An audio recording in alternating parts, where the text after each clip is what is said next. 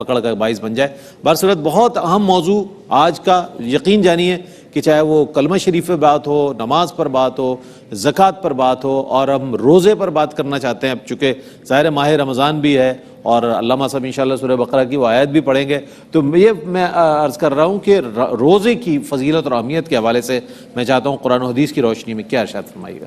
جی، جیسے کہ قرآن مجید فرقان حمید میں رب تعالیٰ نے فرمایا یا ایھا الذین آمنوا کتب علیکم الصیام کما کتب علی الذین من قبلکم لعلکم تتقون ایاما معدودات، فرمایا کہ تم پر رب تبارک و تعالیٰ نے روزہ فرض فرمایا ہے، جیسے کہ رب تبارک و تعالیٰ نے ہم پر نماز کو فرض فرمایا، حج کو فرض فرمایا، زکوٰۃ کو فرض فرمایا، اسی طرح رب تبارک و تعالیٰ نے سال میں رمضان المبارک کے روزے ہم پر فرض فرمائے۔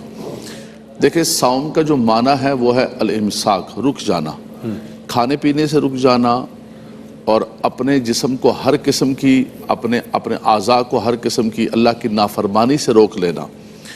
صوم کا جو لفظ ہے کما کتب علی الذین من قبلکم، گزشتہ امتوں کے اندر بھی روزے مختلف صورتوں کے اندر تھے۔ اس کی کیا صورتیں تھی علامہ صاحب، کچھ ارشاد فرمائیے گا؟ دیکھیں، روزہ تو یہی تھا جیسے دن ہمارے ہاں ایک کمپلیٹ مہینہ ہے، ان کے ہاں مہینے کے چند ایام تھے، کسی کے ہاں کیا تھا، کسی کے صوم وصال تھا، اور حضرت داؤد علیہ السلام دوسری امتوں کے اندر بی بی مریم کے بارے میں فرمایا کہ ان سے رب تبارک و تعالیٰ نے فرمایا کہ جب آپ کے پاس لوگ آئیں اور پوچھیں کہ یہ کون بچہ ہے تو آپ کہنا کہ انی نذرت للرحمن صوما فلن اکلم اليوم انسیا، فرمایا کہ میں نے روزہ رکھا ہوا ہے اور میں آج کسی سے کلام نہیں کروں گی۔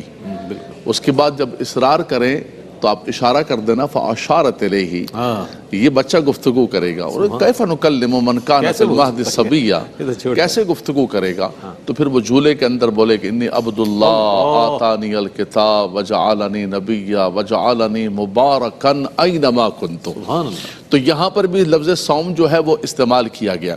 تو گزشتہ امتوں کے اندر تھے، لیکن ہر چیز کو دیکھیں آپ، جس طرح ہماری کتاب ایک جامع کتاب ہے، بے شک ہے جی، الیوم اکملت لکم دینکم واتممت علیکم نعمتی وردیت لکم الاسلام دینا، اسی طرح دین عند الدین عند اللہ الاسلام، نبوت و رسالت آ کر حضور علیہ السلام پر مکمل ہو گئی۔ تو اسی طرح روزوں کی بھی مختلف صورتیں تھیں، لیکن یہاں پر آ کے ایک مکمل مہینہ کمپلیٹ بحمداللہ تبارک و تعالیٰ فرمایا کہ رب تبارک و تعالیٰ نے ایام معدودات، سال کے 11 مہینے ہم کھا رہے ہوتے ہیں، پی رہے ہوتے ہیں، ٹی بریک ہو رہی ہے، یہ لنچ ہو رہا ہے، یہ فلان ہو رہا ہے، لیکن فرمایا ایک مہینہ ہے، یہ ریاضت کا مہینہ ہے۔ فرمایا اس کی حکمت کیا ہے؟ لعلکم تتقون، تاکہ تمہارے اندر تقوی آ جائے، پرہیزگاری آ جائے، تمہارے اندر صبر آ جائے، تحمل آ جائے، تم 11 مہینے تک اپنے آپ کو جو ہے حرام چیزوں سے روک کے رکھو، یہ پورا دن حلال چیزوں سے روک کے رکھتے ہو۔ تو فرمایا کہ رب تبارک و تعالیٰ نے روزہ فرض فرمایا، اور پھر مریضوں کے لیے اور مسافر کے لیے استثناء فرمایا فمن کان منکم مریضا او علی سفر۔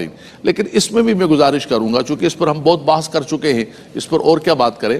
ایک کانسیپٹ جو لوگوں کا ہے کہ بھئی روزہ نہیں رکھا آج، بولے میں تو بیمار ہوں، چھینک آ گئی تھی، نزلہ ہو گیا تھا، بیمار، طبیعت ٹھیک نہیں، گھٹنے میں درد ہو رہا ہے میرے، آج روزہ نہیں رکھا، میرے گھٹنے میں درد ہے۔ دیکھیں، یہ سارے کے سارے عذر لنگ آپ دنیا کو پیش کر کے منہ بند کر سکتے ہیں، لیکن رب تعالیٰ کی بارگاہ کے اندر یوم لا ینفع الظالمین معذرتہم، وہاں پر یہ جھوٹے قسم کے عذر جو ہے نا نہیں چلیں گے۔ دوسری بات یہ ہے کہ یہ کانسیپٹ بھی غلط ہے کہ بھائی بیمار ہو گیا تو وہ فدیہ دے دے، بیمار کے لیے پہلے فدیہ نہیں ہے، مجھ سے بیٹھے ہوئے ہیں، قرآن کا متن ہے فمن کان منکم مریضا او علی سفر فعدۃ من ایام اخر، دوسرے دنوں کے اندر تعداد گنتی کی پوری کرنی پڑے گی۔ وہ تو وہ مریض ہے جو شیخ فانی ہے، یا اس کے ایسا مرض ہے کہ جو دائمی ہے، وعلی الذین یطیقونہ فدیۃ طعام مسکین، اس صورت کے اندر بعد میں جائیں گے۔ پہلے ہے فعدۃ من ایام اخر۔ ہمارے یہاں یہ سمجھا جاتا ہے کہ بھئی کوئی بھی بیمار ہے فدیہ دے دو، ختم، جان چھوٹ گئی، روزہ نہیں رکھنا، ہم نے پیسے دے دیے، ایسا نہیں ہے۔ یہ رئیس بھائی، جیسے مفتی صاحب نے کہا نماز کے حوالے سے، ڈاکٹر صاحب نے بہت خوبصورت گفتگو کی، لوگ آج عمل کی طرف جانے کے لیے تیار نہیں ہیں۔ ہم ایک نام کے مسلمان رہ گئے، ہمارا نام عبداللہ ہے، ہمارا نام عبد الرحمن ہے، مسلمانوں کے گھر پیدا ہوئے، کلمہ بھی ہم نے پڑھ لیا تو بس پڑھا دیا، اس کلمے کا بھی ہمیں پتہ نہیں ہے، اس کلمے کو بھی کوئی کلمہ بول رہے ہوتے ہے جی، اسی طرح چل رہا ہے کھاتا، تبلیغ بھی چل رہی ہے اور کلمہ پڑھے، تو یہ سارے کا سارا کھاتا ایک رسمی اور ایک سارا کچھ رہ گیا ہے اور دن بدن جو ہے عمل سے ہم، حالانکہ کہتے ہیں عمل سے زندگی بنتی ہے، جنت بھی جہنم بھی، یہ بنیاد عمل ہے. عمل نہیں کریں گے، ان روزوں کو چھوڑ دیں گے، اور یہ ساری کی ساری چیزیں اسی کلمے کے سارے لوازمات ہیں اور دین کے شعار ہیں جس پر سارے احکامات لاگو ہوں گے. اس سے پتہ چلے گا کہ یہ بندہ مسلمان ہے، یہ بندہ کون ہے.